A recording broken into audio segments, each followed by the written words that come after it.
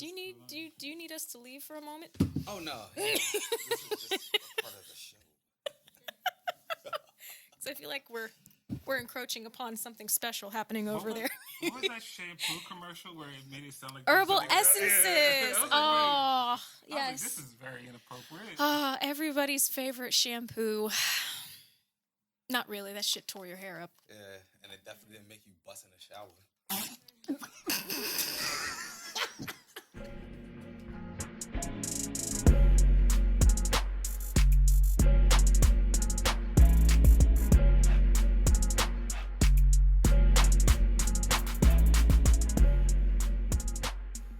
Welcome, everybody, to the Two Guys and a Girl podcast. Welcome.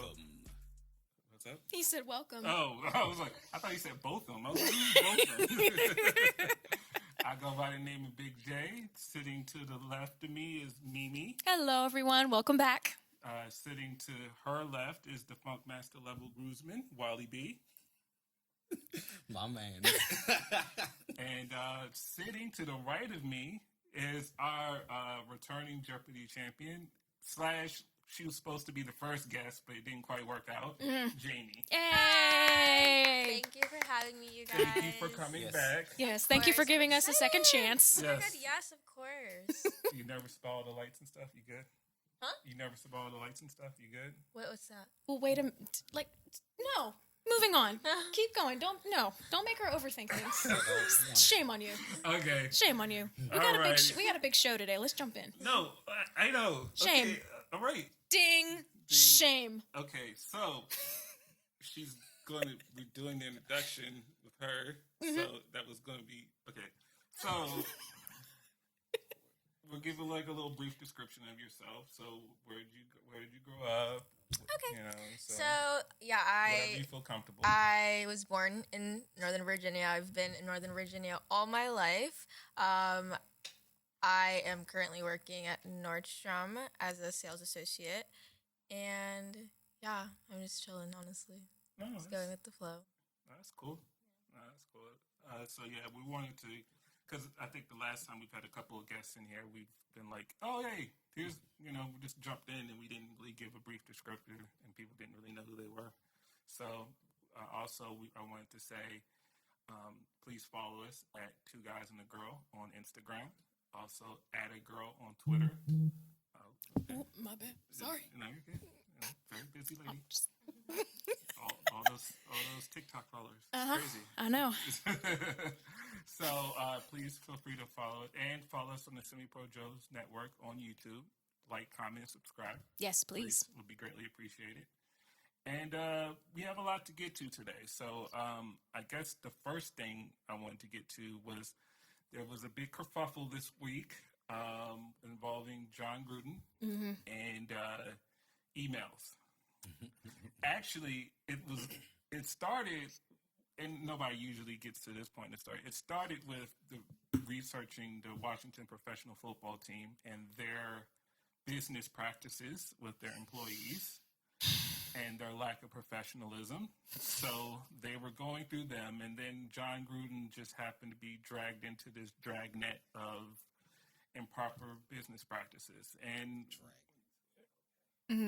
I mean, he wasn't the focus, right? They weren't. So you remember like a year ago when they put out a report in the Washington Post about the risk, like about exactly what you're talking about, how they investigated and they found all this foul stuff. They were talking about like pictures of the cheerleaders being sent around and stuff like that through emails. Yeah, We knew about that a year ago, but now we just found out who it was. Yeah, but they weren't. What I mean by dragged in, I'm not escaping him of culpability. I'm just saying they weren't researching Jon Gruden. Oh, okay. No, Well, not specifically at first. Yeah, they no. were saying they were researching the Redskins, and they got to Jon Gruden. Yeah. The Washington football team. Well, yeah.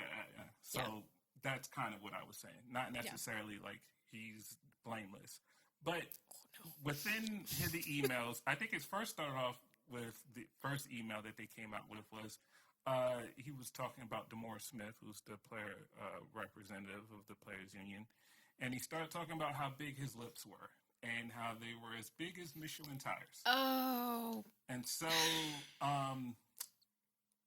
Not Why? surprising. People were a little offended, but then a lot of players came to his defense. I remember there was like a lightning delay, so a couple of the two guys that were hosting, Tony Dungy and Mike Tirico, came to his defense. Mike Tirico used to be a Monday night host with Jon Gruden for a little while. Funny fact about Mike Tirico, doesn't actually believe he's a black man. I don't know if that has anything to do with this. I didn't know that, but that's an interesting take. No, like I'll put like part of whatever article I find up on the screen. But Mike Tirico says, "For all I know, I'm of Italian descent," or something like that. I actually heard something funny. Adopted him. I actually heard something funny about him. Somebody alluded to what you're saying, but they said it like everybody should know this about him. Oh, I know he's a zero. whole creep, yo. I know. Later. Yeah, I know zero about him, but somebody like I'm not saying somebody had said something similar. Like he has a little Sage Steele in him. Wait, so this isn't like A little. I'm not black, I'm just OJ type of deal? No, he worse than Sage Steele because he straight up was like, "For all I know, I'm of Italian descent because the family that I grew up with that raised me is of Italian descent, and his father, who he never knew, he's never seen, heard about, or from this man. He says that some people think that he might be black, but he doesn't know for sure." Right. So Tony Dungy also was defending him, which is coincidentally was interesting because Jon Gruden replaced him in Tampa Bay. So that was, if everybody thought that was going to be extent, I think he weathers this storm of what's going on right now. But Monday night, someone said, no, there's more. There's a lot more. And there are emails from 2010, 2018 where there was him saying sexist, homophobic.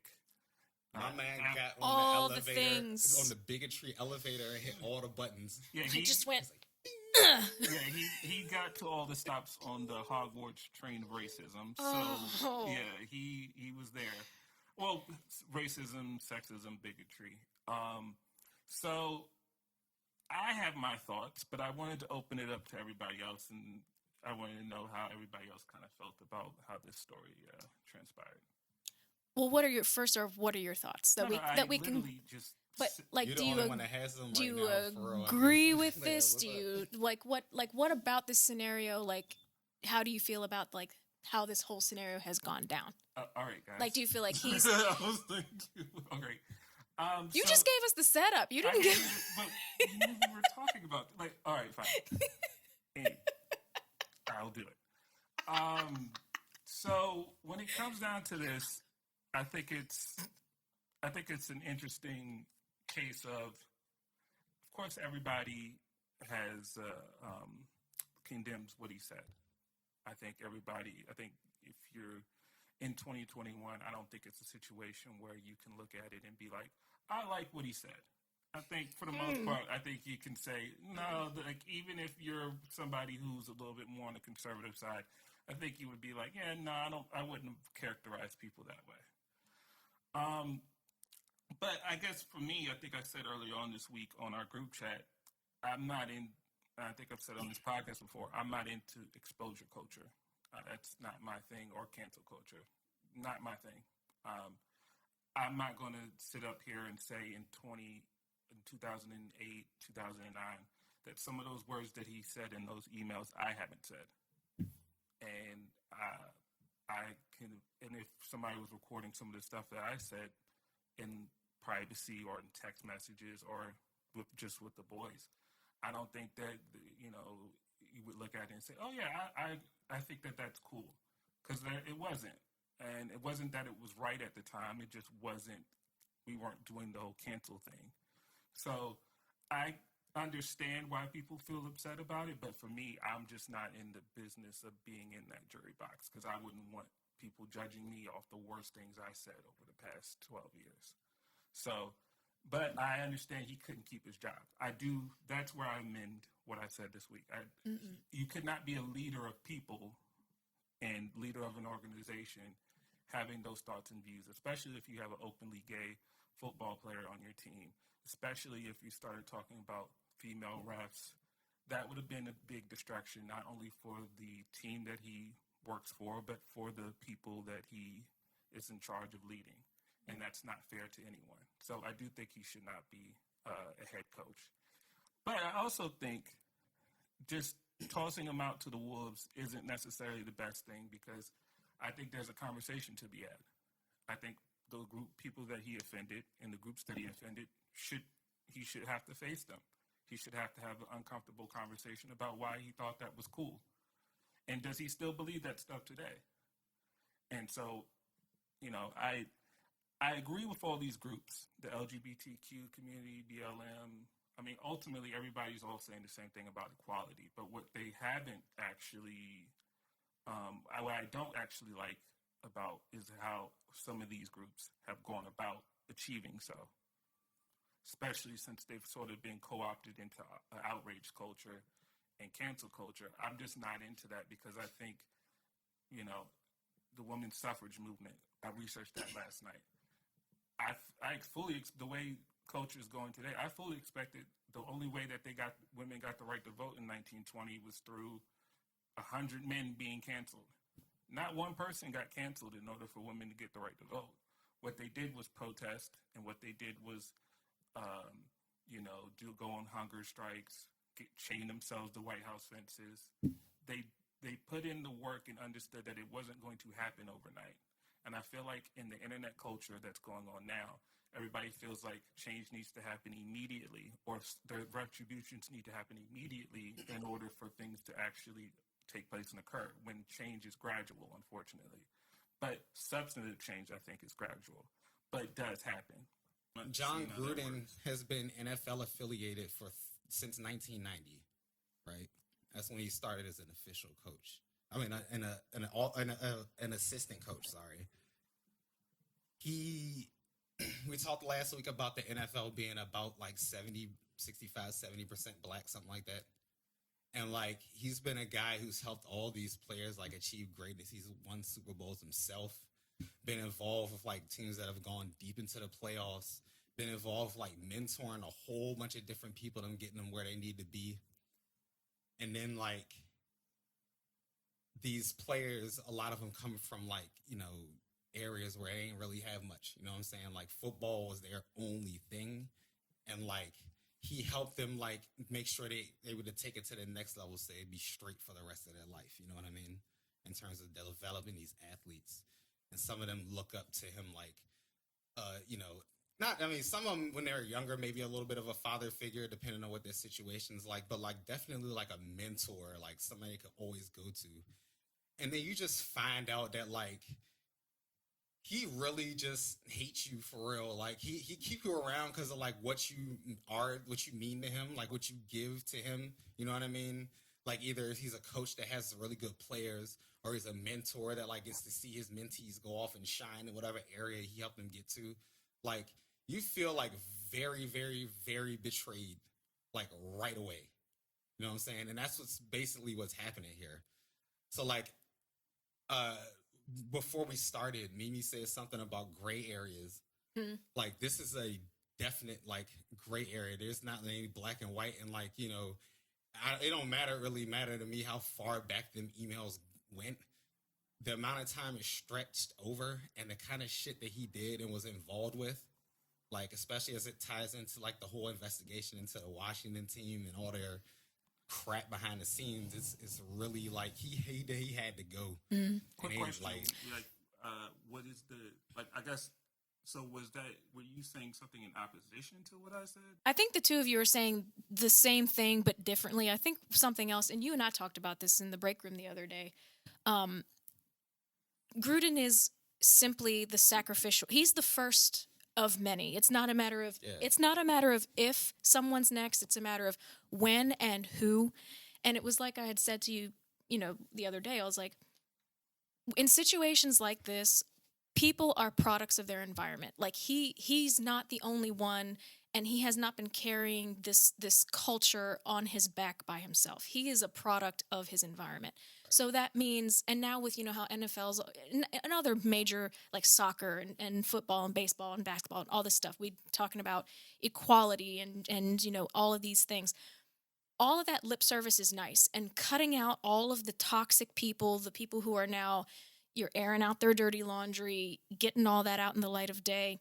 It's good to get rid of all of those things, but for me, if I were to kind of do a macro vision of this entire scenario, is here going forward, no matter how long it's been and no matter all of the other parameters around it, what is the NFL and other big sports entities and other big corporations, what do they do to change their culture so that you don't have in 20 years, you've got to go in and do house cleaning because all of this shit went sour?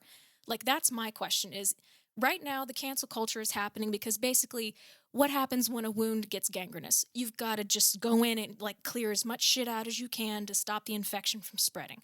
Sometimes you're going to get good tissue. Sometimes you're going to get bad tissue that's been there for a long time, but it's got to go.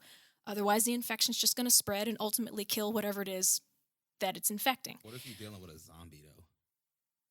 Because that's what this is. The bullshit, like the rot is at the top. Like, it's in ownership. Then that's where you need to start. Head off and like they're not going Donald Sterling in an entire league. But that's what then that's where you have to start. Or I would have an opposing theory on that. Not necessarily starting at the top, but because there are so many more people 80% up into that pyramid than those at the top. If it starts at the bottom, where you're cultivating all of that good environment, it translates up and up and up. Where at the top, they have to change because every other part of the pyramid has changed. It doesn't, like the whole trickle-down thing, same thing with finance. It doesn't work. When they get richer, then none of us benefit. When they change their attitude, that's not how that works. It's got to start from the grassroots and go up because that's the only way real change happens. And so for me, looking at this whole Gruden situation, he's the first. He is a sacrificial lamb in all of this because he's not the only one, and we all know he's not the only one. But he's an example that has been made. And if the NFL's truly trying to change their culture, they will start reconstructing how they do business on all levels. It doesn't matter how long it's been. It doesn't matter where it goes from here. But if they really actually want to not just do lip service, but change their culture for the better, they've got to start making real changes, real steps toward altering that culture to make it safe, to make it equal, to make it healthy, to make it positive for everybody involved. Great. That's where I stand. That's where I stand on that. Not gonna happen. Jamie, do you have any thoughts on this? Honestly, like going back to what you said, I know you don't like cancel culture, or, like exposing or anything, but I feel like, and like you're right, you know, we all make mistakes. You shouldn't judge someone based off only bad things that you know about them. But I feel like him, first of all, this was his job. It was like very unprofessional of him to even say stuff like that on the job. Not only that, but it's just like he's old enough where it's just like, that's just who you are. It's not like, oh, you made a mistake. I fucked up. My bad. I'm sorry. Because I don't know how he handled everything after he got expelled. I don't know if he apologized or not or took accountability. But I feel like... Did he? Yeah, did he? No, There right? was one of fake me out. Like, I mean, like a press release. I'm sorry. It was my bad for that y'all saw that shit. And that's my thing. Is just like we need to remember, like, not everyone has good intentions just because we do. Not everyone lives life with a purpose or good intention. And, like, it really seems that's just, like, how he thinks, how he is. He clearly doesn't think anything's wrong with it or, like, has any means to change, like, the way he thinks and sees stuff. And I feel like with that, yeah, you kind of just have to throw them out, cancel them. Like, stuff like that needs to be exposed because if I was a player on that team, I would be, like, I would want to know that my coach thought that stuff. I wouldn't want to keep being, like, blindsided and just think that he's this great man when in reality, like, he's unprofessional, he's rude, he's racist, he's sexist, homophobic, etc. Like, that's just, like, someone like that, he brings nothing positive to the table. That just, like, overshadows any good thing he does. So I think that he had every right to get canceled and exposed, and he, like I said, he's old enough to the point where, like, you know what you're doing, you know what you're saying. So yeah. I think just so we're clear, because I want to make sure that because what I'm saying, I said that I think he should lose his job. Yeah, absolutely. So there was that. What I was saying was what tends to happen with this exposure cancel culture thing is people, that's the extent of it. I don't like that being the extent. Oh, we out of sight, out of mind. That person still exists in America. People like them still exist in America. Like, we still have to be on buses and trains and work with these people. So instead of just that being the end, I was saying for a further conversation to happen and everybody coming to the table and having a discussion about why this isn't okay. Yes. Halloween is right around the corner. I guarantee you some TikTok, some social media influencer will be in blackface. Even though every Halloween, I hope not. Black people say, please do not do blackface. But if the conversation then has to happen again, because change happens slowly and over time, then the conversation has to happen again about why blackface isn't popular, why blackface isn't appropriate. Right. Due to minstrel shows and all the other things that went along with that bigotry and racism that goes along with blackface that they don't know because they haven't inherited, and they don't know because they don't know their history about it. That's all I'm saying, is that sometimes you have to just out of sight, out of mind, and we got them isn't good enough, especially if you're talking about substantive change. You have to have uncomfortable conversations where you push the conversation forward, and that's what I'm saying. Yeah, the problem is the you that you talking about, you know what I'm saying? Because the people that will need to have these conversations are the people who have been holding on to these values that drive their business since way before the NFL was even created, before football was even invented. You know what I'm saying? That is it's hard to change. It sucks because it's literally a losing battle.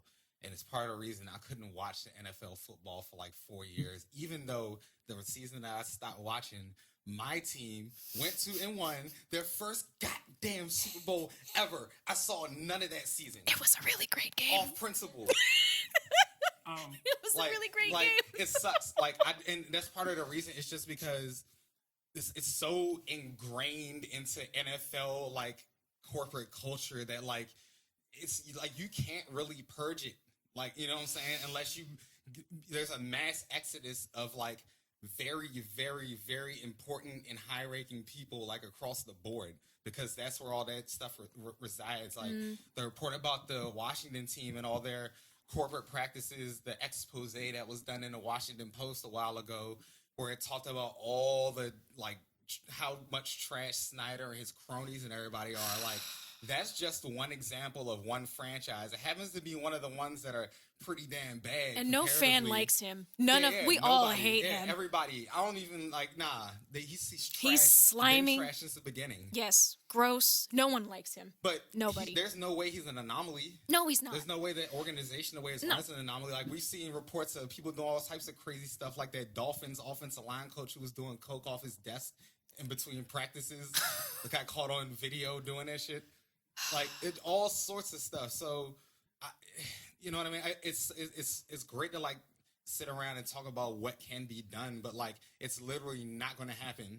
You know, example of somebody who's doing it the right way, or somewhat or mostly the right way, would be how the NBA, as you see more and more often, there's more of former players that are going into the corporate side of the league, getting coaching jobs and all that kind of stuff. They're starting to rise ranks that way. Yep. And you see the actual change in that when you look at the NBA and how people talk about being in and around the league. The NFL, it's usually thinly veiled bigotry at all times. But I do think at some point, I know you feel strongly about it not changing, it's never going to change. I honestly do think that because the fact that newscasters and things can even have these kinds of conversations on their shows, on the air, and have lengthy conversations about all this stuff, that in itself is a huge change right then and there. It's not even that's less of a change in the NFL than it is in the media organizations that are doing this reporting. And even then, some of that stuff is backhanded. We've talked about the ESPN and its black employees as an example. You know what I mean? The way they be treating them sometimes. So Can I just hop in one last thing? And then, like I said, if anybody else wants to talk about it, they can. But I was just going to say this to what you were just saying. Everything that's important, because I think a little bit of one thing I've been hearing a lot, and you hear a lot of people say, is racism is baked into the pie of American history. history into America. So it's sexism. These are things that are baked in. Yep. So when you see it, it shouldn't be shocking if that's the approach that you take, and if you believe that. Whenever that happens, it should be a situation where you see it and say, "Hey, you know what? Not that someone's ignorant or unaware that it's wrong. Maybe not that someone looks at it and says that this is okay, but if that's ingrained and that's how they think things should go, because he's like Jon Gruden was even like female referees gotta go. You know what I'm saying? So he's that, and if that's what you think things should be, he's not the only one. A lot of people think, like you said, I'm pretty sure. Not take a wild stab in the dark. Jerry Jones, don't sue me. I don't think you don't think that too, Jerry. I think you think similarly to Jon Gruden. There's just no email trail of it. So we've seen, right? Yet. You know what I'm saying? Yet. So I don't disagree with Wally in the culture of I think Gene Upshaw said it's a plantation environment. He's he was before DeMaurice Smith. So I don't disagree with you on that. What I have to say when it comes down to this is, if other people in history took the approach of it's never going to change, it's never going to be any different, we wouldn't have change. I didn't say that's the approach. I just said that's the reality. No, the reality. But see, if they accepted that as the reality, that goes back to what I was saying before. Is only thing you do, and I don't know if I said this on this podcast. All you do in the time that you're living is you write your paragraph and you leave a comma. Yeah. And that's all you can do. And it is and unfortunate. That's all that anybody in the past has done is just wrote their paragraph and leave their comment for the next generation to push the ball forward. Yeah. And you can't, and everybody, you can't take a defeatist attitude, or you can't say this is what it is. Yeah, it's what it is right now, but it could be different in the future if we could have the conversations and we say this isn't okay. And we keep trying to reach out to people who don't necessarily agree with this, because not everybody is. Right. But you can't come to the table with the bald fist on either side. You have to be coming to the table with the possibility that you could be wrong on either way. Yeah. And then when that happens, that's when change can go on. Yeah. And it's kind of like, just I guess to like wrap this particular subject up, it's kind of like the proverb of building a forest. You know, you and I, all four of us, could go out into the woods now and plant single little seeds. We will never, depending on the tree, redwood, for instance, we will never in our lifetimes see that tree grow to its fullest potential. It will simply take too long, but it will happen. But those trees don't grow unless someone sits there and plants the seeds first. So yeah, it sucks that change happens slowly, and currently the reality of things is just shit's shitty. You know, I just prefer that we try to plant our seeds in soil and not gravel like we're currently doing. Because the thing about it is, like, all this stuff comes down to the business of it, because the business of it and making money keeps the entire thing going. Yeah. And when you're in like the NFL, which is the most like capitalist company, like in terms of entertainment and sports that you could think of on earth, like it does not change until you purge that. And that takes time, but you know. Yeah, and I'm saying, like, what I'm saying is, like, you talking about a bunch of like billionaires, like, not gonna budge. No. The NBA was able to get rid of one of them racist motherfuckers. One. The NBA, for all its progress and stuff that it's actually done, it's good. So I don't know. Yeah. What's next, Big J? So we wanted to talk designer bags. Hey. I had Jamie on here because, like she said at the top, she does work at Nordstrom's, and she does work in that department when it comes down to that. And I just had questions about it because, I just was curious about the consumer, and I think a lot of people, you know, if you go into the store, you're getting a bag because your bag's falling apart, or it's very old, or you need more space. It's more for functional reasons, right? You're not doing it because, you know, you're looking for a status symbol or you're looking for the resale quality of it. It's not an investment for you. It's an investment in the sense of its use, not an investment in the sense of the money value that it comes with it. So I was curious to know, what is the situations where people are coming in? What type of people are they? What are they looking for? What's the kind of thought processes while they're shopping, or what are they looking for in the product that they're buying? Because I think because they're seen as like an elitist thing, there's a people just kind of speculate on what they think these people are versus Yeah. what they actually are, what's actually happening. Yeah, 100%. And like, it honestly is like a lot more complex. Like, it's not just like, oh, we're buying a designer bag because of the brand or because of like the status, the symbol, etc. I know, like, before I started working in that industry, I didn't really understand, nor would I like ever like, I couldn't wrap my mind around spending $1,500 on a bag when there's so much you can do with $1,500.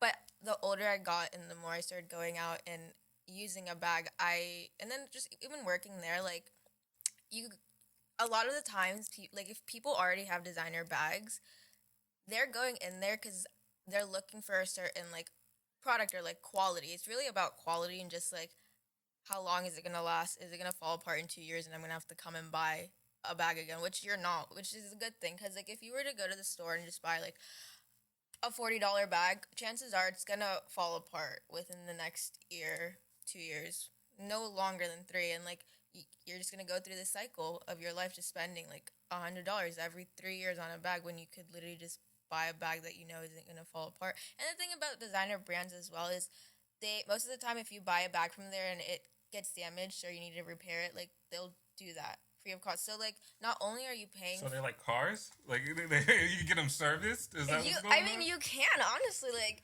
at least for Nordstrom, I know for us, if you buy a bag from us and it like the chain breaks or something, you can bring it in and we'll repair it.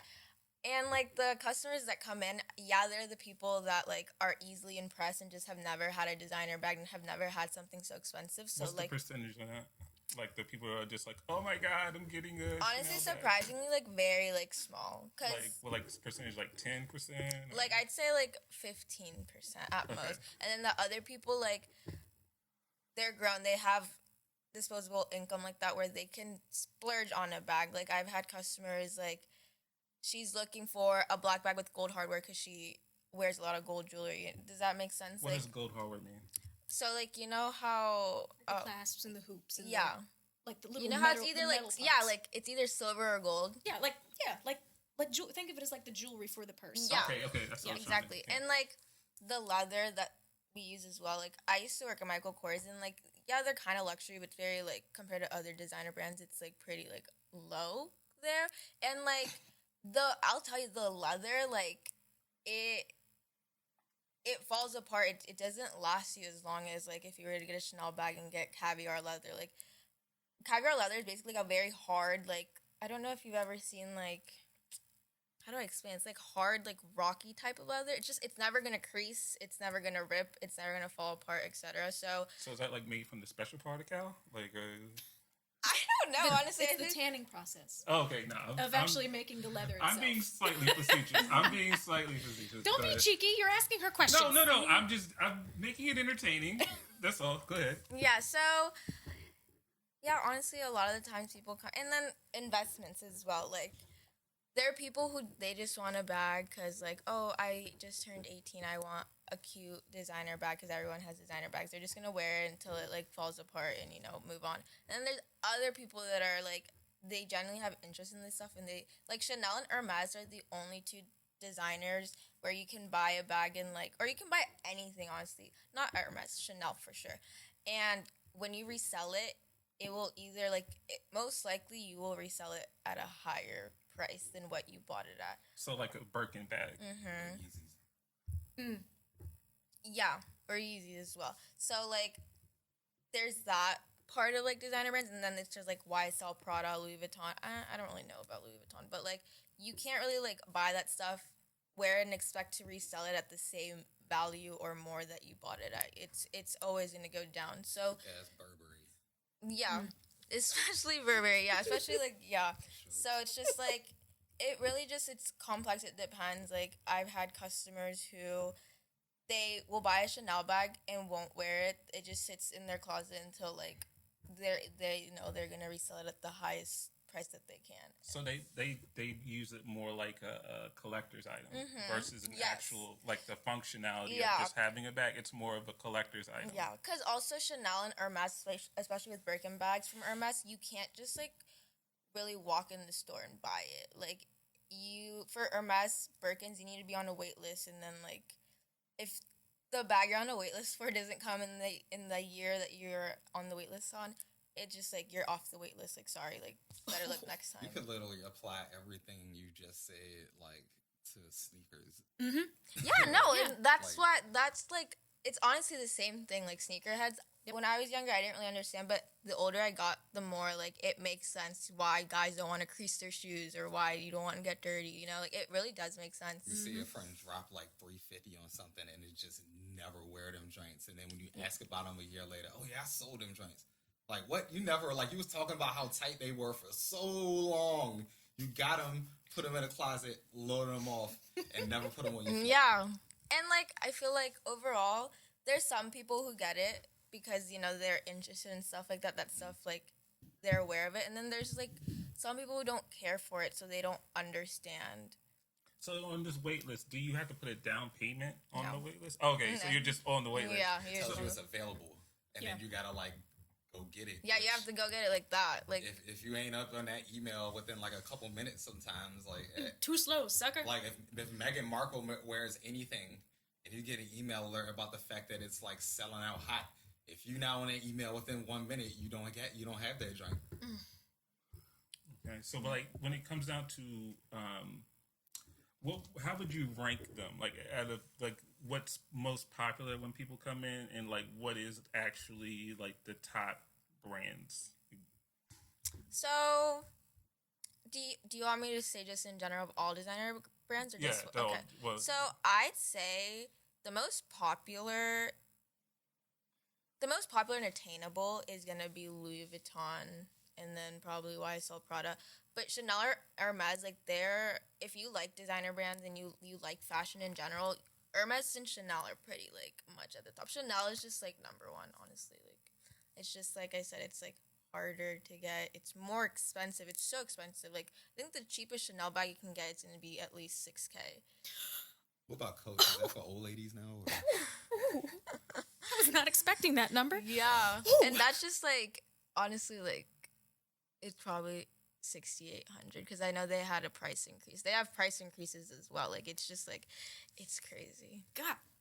Is Coach for like old ladies now? So like Coach was like it did fall off for a little, but they like revamped their stuff this past season, and it honestly like it blew up because TikTok nowadays, you put something on TikTok, it blows up, everyone wants it. So it's been doing really good, honestly. And it's coming back, and like people are like coming back and looking for a certain Coach bag, especially like even girls my age. But yeah, before they had the little revamp thing, it was pretty much just like low key, I'd say. It wasn't like, you know, it was like Michael Kors. Mm-hmm. No, well, the thing about Michael Kors is like trash Michael Kors. Like I love Michael Kors. That was my first job. Love it.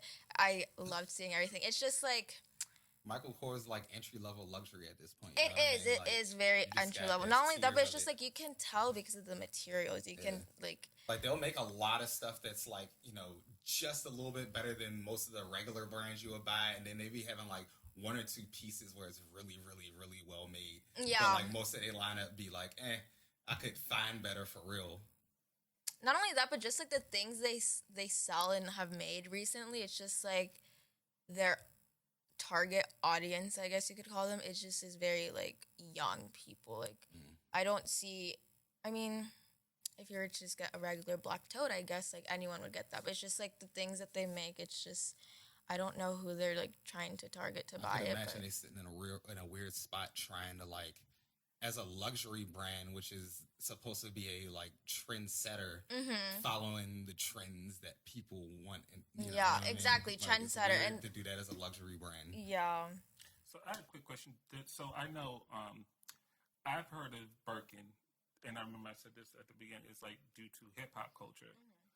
I'm wondering how much, like, let's say if Nicki Minaj was to say, "All right, I only buy like we were just saying, like Coach." Could she like? Because I know for certain people in certain markets, if somebody who is influential starts talking about it, they can push the price up. Is Hermes and Chanel? not channel. Not channel. Not channel. Nope. No, I felt such old culture when I first saw Louis Vuitton. I pronounced it Louis Vuitton. That's how it looks. At least you didn't say Wheaton. Louis Wheaton. Louis Wheaton, yes. Christian Louboutin. That's like the sauce and swap meat. No, but like, could somebody influential drop or are all these luxury brands like institutional at this point? Like, no one's breaking into this sort of thing, even if someone like, let's say Nicki and Beyonce say they are now only rocking Coach, and all my supporters need to rock Coach. Could they push the price up to that point where it would be justifiable to say $6,000 on a Coach bag? Like, are you asking me, like, if celebrities, what's the word? Like, advertise a designer brand enough, is that, like, enough of a reason for their prices to increase? Yeah, to the point where they would justify it. Because, like, part of the reason why Chanel and Hermes are able to charge that is because people think it's worth that. Go ahead. Also, the thing about Chanel is, like, I feel like their prices are so big because their purses are handcrafted. As in, like, Michael Kors, they're made by machine. So it's, like, when you're handcrafting a purse that, like, detailed and difficult, of course the price is going to be high because not only is the material already, like, elite top caviar leather, whatever, it's not going to scratch, it's not going to crease, it's not going to break. You're paying for labor. Yeah, you're paying for the labor, exactly. Okay, so I guess you're answering my question in the sense that there's certain people that say, like, okay, Diddy is, let's say, Ciroc, and he's like, people who are really into vodka and stuff, saying, yeah, this is only a big deal because he's endorsing it, versus it being, if Ciroc did not have his name attached to it, it is a, let's say, shitty vodka brand. We could also say sub-level to be a little bit more classy. Sub-level product, not shitty. Sub-level. Burnett's is shitty. It is. Yeah. I hadn't even heard of that brand. But yeah, honestly, do you get what I'm saying? I get what you're saying. And, like, honestly, recently, like, in the past, I'd say 3 to 5 years, a lot of celebrities have been, like, you know, flexing designer and stuff, which makes us people like, oh my gosh, like, they are rocking Louis Vuitton or Prada. I want Prada. Mm-hmm. But it's like, before that, designer brands were still a thing. It's just, like, the audience was different. So, like, and, like, with designer brands, when they have price increases, I am 95% sure it's not because of who's advertising it or how popular it is. It's just because of, like, the materials. So I don't think celebrities can, like, really have that big of an effect on the pricing. But it definitely, like, what's the word? Like, they can make something trendier or make it more... Yeah, they can definitely give them more business. Okay, and so, like, that and, like, expand the customers that shop there. Like I said, you know, so like, the price would be different, like, but just more people would be like, aware. Yeah, they're never gonna change the price because of, like, how many people are coming or, like, how many people are getting a certain product.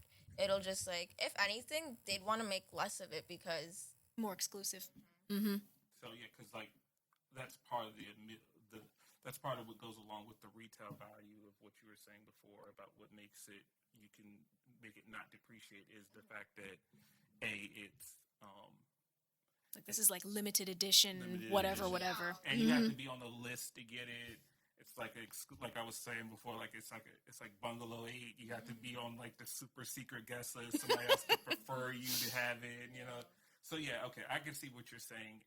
Like, Michael Kors has their bags made by a machine versus it being handcrafted. And okay, so that's, I didn't know that going in. Like, I'm sure some people did, but no, like, exactly, you don't know. It's just, like, at the end of the day, it's about, like, what you like and what you're interested in. Because, like, for example, cameras. Like, I don't care about photography or, like, anything related to cameras enough for me to go research the cameras and, like, buy the best one. But anyone who likes that and is genuinely interested, they're gonna go and look up the best camera, and, like, they'll probably be willing to spend, like, couple $100, a couple $1,000 on a good camera, because at the end of the day, that's what they like, and, like, it'll be useful to them. Like I said earlier, if you're a girl who just like you don't carry a lot of stuff, you just need your wallet at the end of the day and your card, you're not gonna go and splurge on a bag. But me, I carry so much shit that like I need a bag that is gonna fit everything that I know I can throw around and I won't like ruin it or break it or like have to buy a new one in a year or two. And that's just at the end of the day, that's like, you know. What is the middle quality brand? So like you were talking about earlier about there being the cheap thing that you can go get that falls apart in a year. What's the thing for the people who aren't on working with like big $6,000 bankroll? What's a bag that you can get that's more like you said, not necessarily, I guess, you know, not necessarily like with one of the big top dogs, but one that's sturdy and that's going to be reliable and that you don't necessarily have to break the bank to get? I'd say, honestly, like, when you compare Michael Kors and Coach to the other brands, they don't look so well. But if you don't care that much about, like, fashion or designer brands and you just want a bag that you know, like, okay, I can spend $200, $300 on this bag and, like... Jesus Christ. It'll... Hashtag not promotions, by the way. I mean, it just depends, because, like, I don't want to, like, say, like, go to Forever 21 and H&M and get a bag, because, like, I've had purses from there before, but I will say they literally fell apart after, like, 4 to 6 months, and, like, I will never recommend someone to go buy something that they're just going to have to repurchase again in the future. Like, if you generally want a bag where you don't have to worry about it falling apart, you just, like, need a classic black bag, a tote, a purse for work, I'd go to Michael Kors, honestly. Like, the quality is good enough where, like, it's not gonna fall apart on you in 6 months, but I also will say, like, don't expect it to last for the rest of your life. Don't expect to be able to give that to your child. Okay. Yeah. Do anybody else have any questions for Jamie? I just, you know, you were talking about, like, you know, resale values and celebrity wins and all that kind of stuff. I just found it interesting that, like, if you are looking for a bag and it's made by either Berluti or Celine, Dior or Fendi or Givenchy or Louis Vuitton or a Marc Jacobs or Off-White or Stella McCartney, they're all from the same company. It's like how you watch TV and you see Hyundai and Kia with all these commercials obviously competing for buyers of the same class of vehicle. But there's a puppet master holding both of them. Yeah. You know what I'm saying? I just found that pretty interesting because that company, LVMH, owns Everything. So many you know, things, stuff like yeah. that. Stuff like that Everything. glasses company, Luxottica, where they own, like, the rights to make glasses for, like, literally every luxury brand on earth. It's interesting when you talk about, like value and stuff like that changing because, like, the company that owns them has a lot more influence over that than, like, people even really, like, realize. Like, they can do whatever the hell they want pricing wise, and it's kind of set up that way. But yeah. No, that's true, honestly, because, like, YSL, they have leather that's kind of, like, grain. It's, like, the caviar leather I was talking about, Chanel. I personally have never touched a Chanel bag, so I don't know. Like, I couldn't really compare the two. But I can say that, like, that YSL bag's $1,500, whereas Chanel is $6,000. And, like, yes, it's being handcrafted. I don't think YSL bags are handcrafted, but at the end of the day, I feel like you're right when you say you can just give it a price and, like, people will just, like... Especially when you own all those brands I just named, and that Yeah. don't even touch the surface with the other stuff they own. Like you can't perfumes and all that other stuff. Yeah. Yeah. Interesting. All right. So our next topic will be on... Speaking of money. yes, Brett Favre. Did either one of you two want to introduce As if, Did you want to talk about if, Brett? Getting caught sitting in pictures of your thing wasn't the worst thing that was going to pop up in the media after Oh, poor Brett. you retired. My man is on some other stuff, yo. I think that happened while he was playing, though, when the whole picture thing. Yeah, I think so. It did? Oh, Yeah, it I might think have just more towards the end, before right? he retired. I Yeah, think you're just right, before you're he right. retired. But I was actually so this morning when I got here, I was rereading that article you sent, and because at first I was like, why is this all about Brett? Like, did he really screw up that bad? And then once I reread that specific article, they did that article that they were doing dirty because that whole article, Brett was the least offensive person in that entire article. Like, you know what? You are right. Like they roped you in with like, look at what Brett Favre did. He took all this money from this foundation. There was other people around and in that situation that was just totally being evil. Yo. So it's like, with him, and honestly, they just tagged him because he's the most current famous name that they could drop with that whole thing. But I mean, we were talking about earlier with like when it comes to image and getting roped into like groups of things, how it was like that company or the fella, the Department of for Mississippi. Yeah, the guy who's currently going to trial for embezzlement, like $96 million for mismanaging of funds. That, it's like you were saying in the break room the other day. Like at the end of the day, your money is your responsibility, and you've got to make sure that you know where your money's going. And to a point, I absolutely agree with that. Like if you're an adult and you're making money, you kind of need to have a solid idea of like coming in, coming out, where's it going, what's it getting spent on, where's it being invested in. And that's absolutely true for most of us. But when you're talking about people like celebrities who have not just their base income of like the original thing that they were doing, like in Brett's case, football. Like he was making money doing football. That was his thing. There are contracts to be considered. There are promotions that he's involved in. There are guest speaking obligations he was involved in. There's charities that he gives to. There's TV promotions.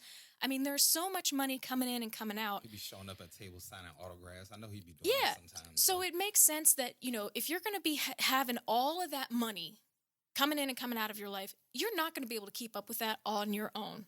So you need financial advisors, you need money managers to help with all that because it's especially huge a Hall order. Of Fame quarterback who dedicated his entire life to be in that, and like that's all he did. Right. You know what I'm saying? Like, he didn't go into anything to be a financial guru, but that's just ended up being his thing. He's known as the Iron Man, right? The guy who went most consecutive games without like missing one.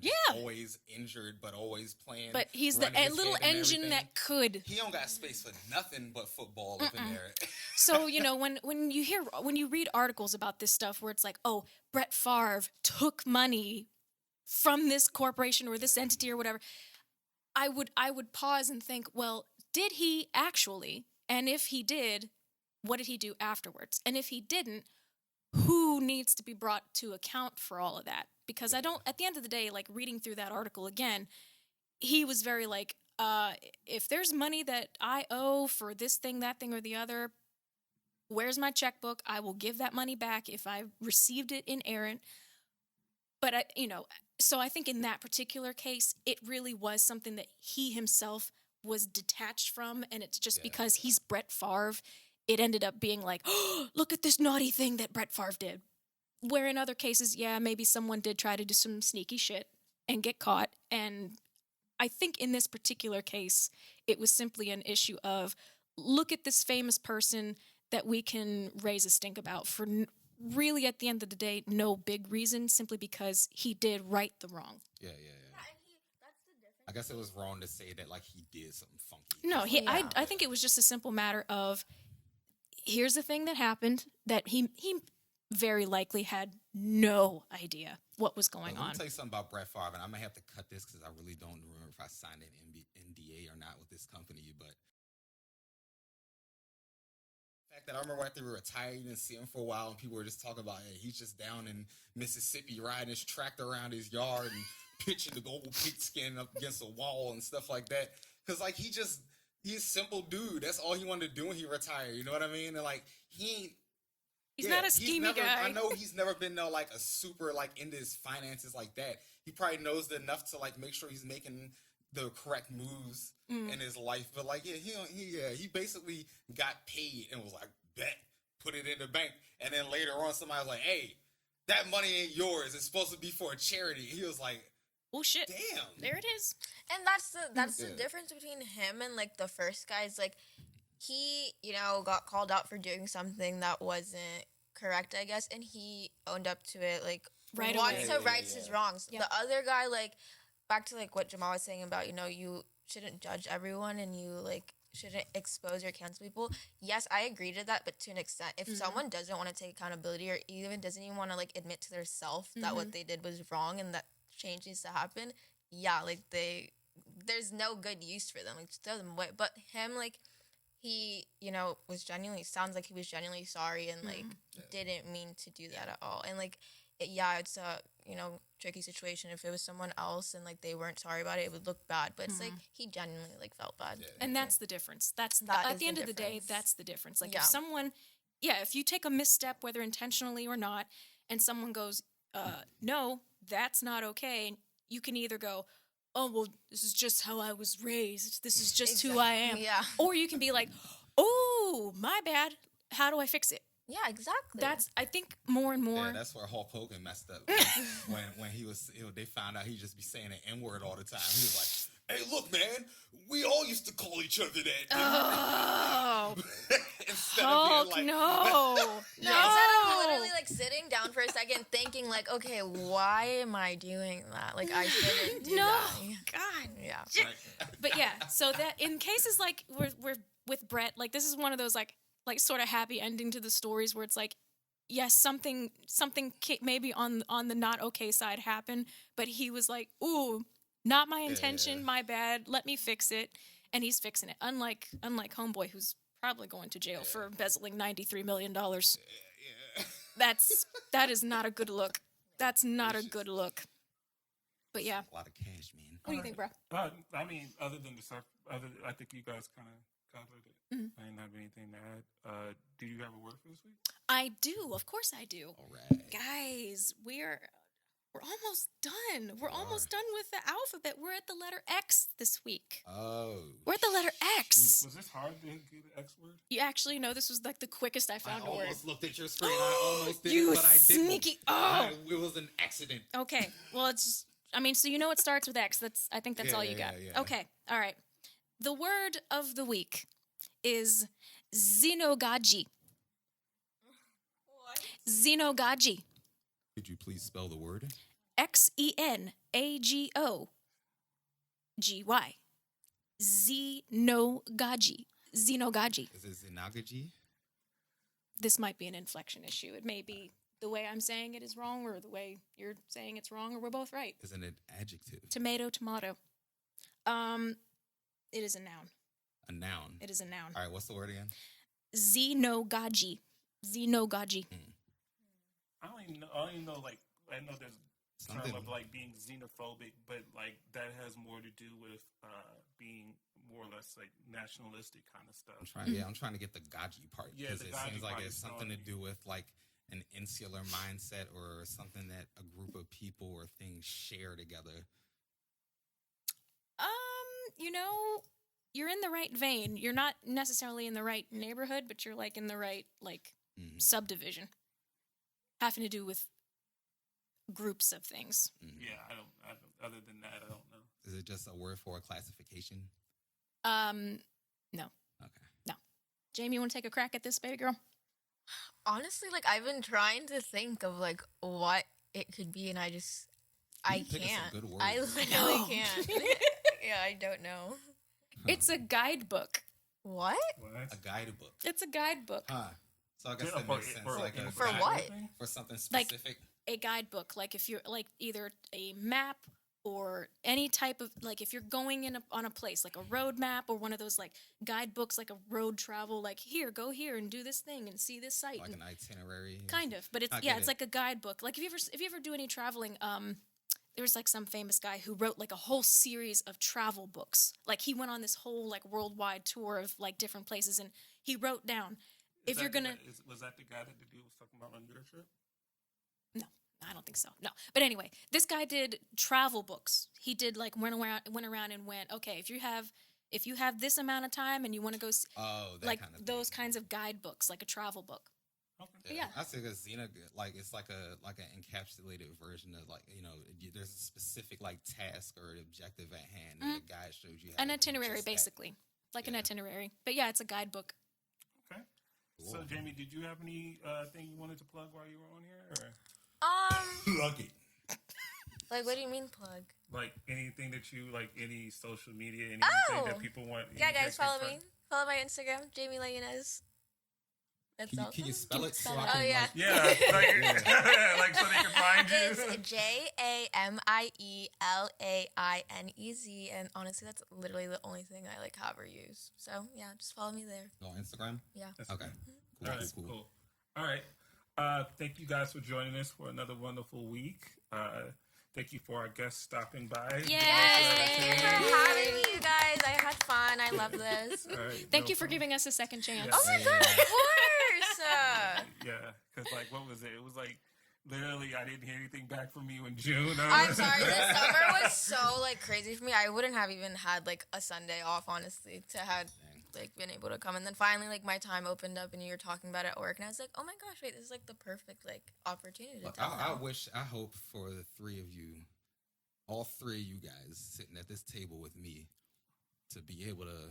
You have your next like Why are you career racing? move. Why are you racing? Our next Why one. are you- Hey, let him finish. you're Let him finish. racing. For your Wait. next your next career move to not involve anything retail or customer service related. Oh, Thank you. yes. From the I bottom want that for all of my us. Goddamn big old fat ass heart. It's such a rough industry. It honestly. is. It really is. Why are you racing? Because I was like, Yeah, what you're are we? literally racing. Yeah, I was wondering what Look, I had to Because he's call you doing up. he was doing the knife hands. He's Yeah. doing the serious knife hand thing. I was creating suspense and I achieved my objective. You No, because did. then when you did it, I was like, wait, is there something I need to be worried about? Like, that's what I was, that's why I got nervous. I was like, wait, it's like whenever you see a whole bunch of people running, I'm like, I don't see this where'd we run it danger, from? but maybe you should. Everything okay? Wait, should I run? Yeah, I That's should the probably start anxiety running. talking. Yeah. Oh my That's why I God. was like, why is she bracing? No, okay. Anyway. Cool. All right. Like I said, thank you again for joining us, and see you guys. Bye guys. See you next time. See you.